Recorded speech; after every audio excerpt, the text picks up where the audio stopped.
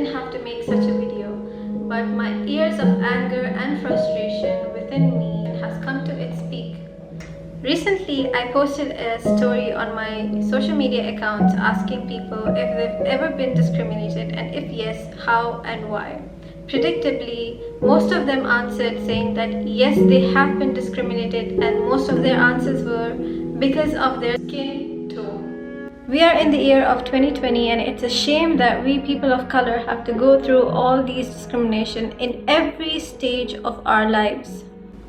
Let me tell you a story of a 12-year-old girl just having her casual lunch break at school.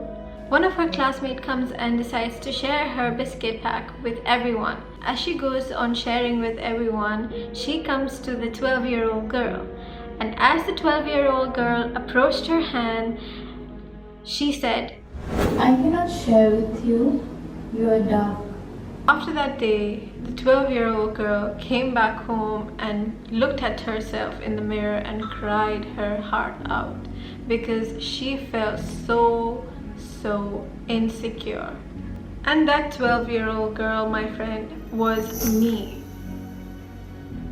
I wouldn't lie, it took me years to feel confident and love my skin tone. And I've heard worse cases on how people have gotten discriminated in different parts of this world. Just like some of these examples. When I was in school, boys would insult each other by calling them my boyfriend because I had dark skin.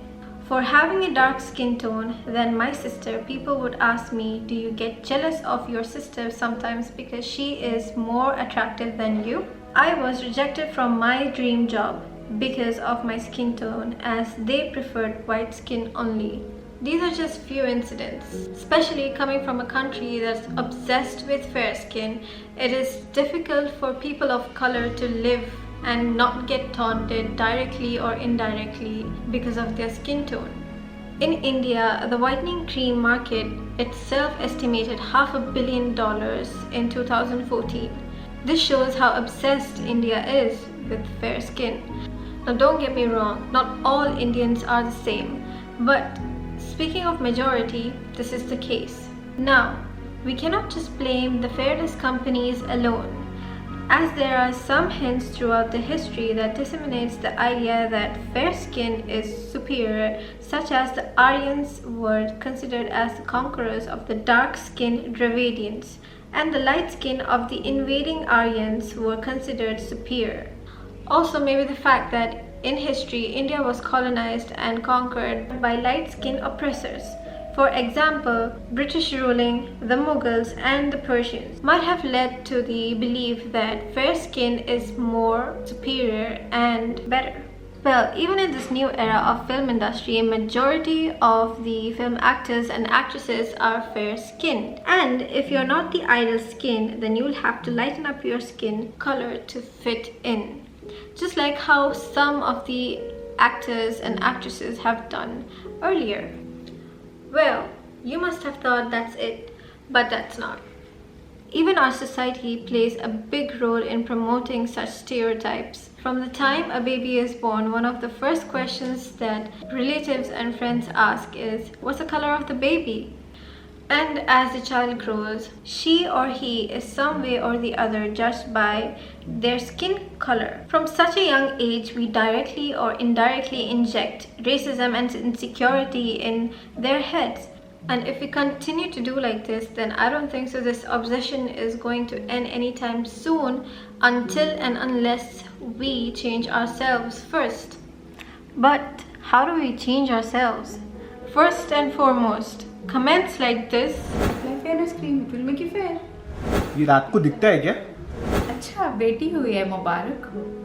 माशाअल्लाह, रंग तो गोरा ही होगा. കാണാൻ കുഴപ്പമൊന്നുമില്ല, ഒക്കെ അടിപൊളി, പക്ഷെ കളർ കുറച്ച് കുറവാണ്. अरे कमीनी, बाहर मत जाओ, रंग काला हो जाएगा. Needs to stop.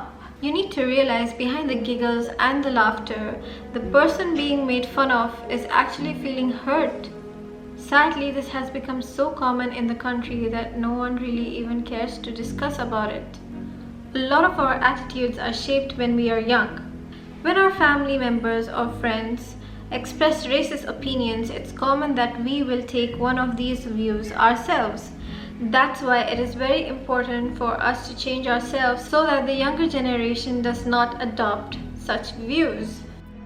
No one is born hating another person because of the color of his skin, background, religion. People must learn to hate, and if they can learn how to hate, they can be taught to love. For love comes more naturally to the human heart than its opposite. And lastly, don't judge a person on what they believe in, how they look, and where they come from. Rather, get to know the person, and maybe you might get surprised. Until then, stay safe, stay home.